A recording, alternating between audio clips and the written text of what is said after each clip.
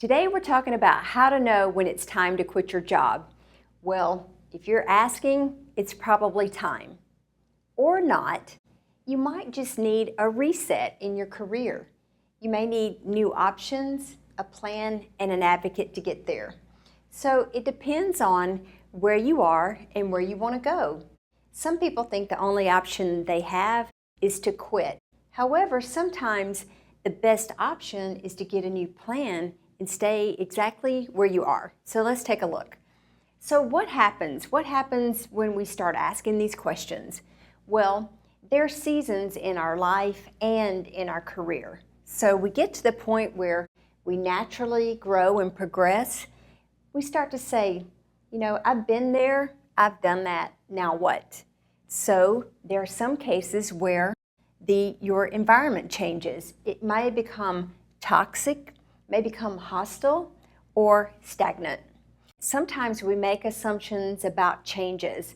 These days, many companies are going through different types of transformations. And when that happens, the people start getting a little uneasy about, what does that mean for us? Are they going to get rid of us? So what are some signs that it may be time to just do a check-in?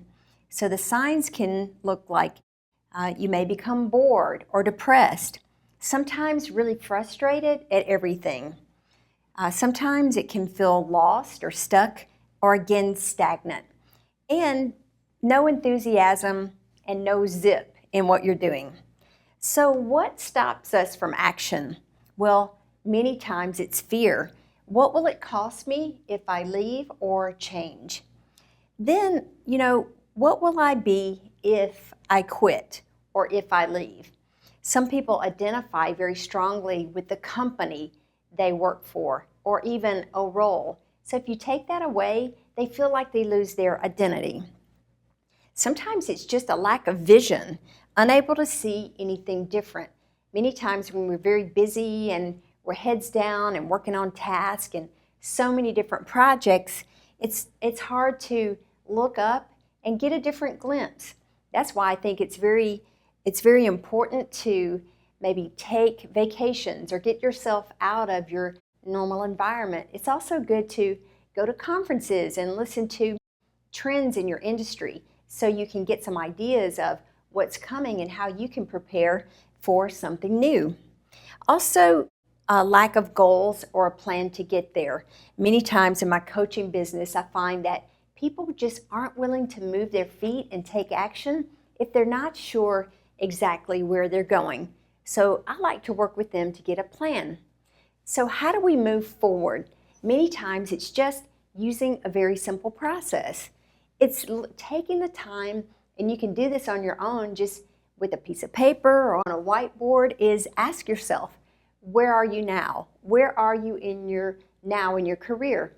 What are the things you really love? And what are the things you don't really like doing anymore? And then where do you want to go next? Is there a certain company you want to go to? Maybe it's a different role or taking on some other responsibilities. So depending upon where you are and where you want to go, there's a path. So you need to know what's the path to get there. It could be some more training. It could be some more experiences. It could be maybe, again, an advocate.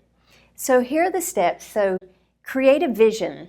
And I think a picture is worth 1,000 words. That's why when people do vision boards, they're very powerful because it helps you continue to have a picture of where you want to go. And then set goals. Specifically, what do you need to do by when? And again, having SMART goals helps you get there. Specific, measurable, attainable, realistic, and time-bound. So again, make a plan with specific actions to get there, and more importantly, you have to take action. So what are some success keys? So I think it's very important to have an accountability partner. It doesn't necessarily have to be a coach or a mentor. It could be somebody that you know really well, someone who knows you well and is in your corner and can rally for you so they can help you be accountable to take the actions and really help to call when you get stuck. Also monitor and track your progress. If you're trying to get somewhere, it's better, it helps you to track, where am I getting stuck? And also celebrate milestones all along the way.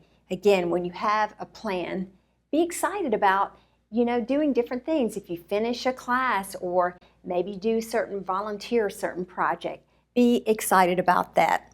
And here's some things to caution. Sometimes we repeat our patterns and we repeat things. So don't repeat the same old thing. Many times I see people who just recreate the same job or opportunity. It just may be somewhere else. So don't do more of what you dislike. There was one young lady that I worked with, and we built a brilliant plan, and she was so excited about it.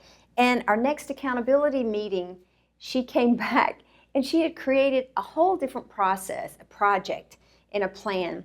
She was going in a totally different direction. And I'm like, what's going on here? So she had created a same job that she totally disliked because she couldn't believe that she could take the steps to go where she really loved.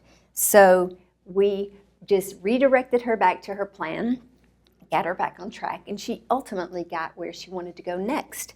So it's important, I believe, to do more of what you love.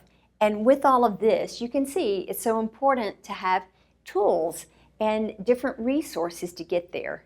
So if you need a tool that can help you manage and track your project and take actions, then sign up for our software now at projectmanager.com.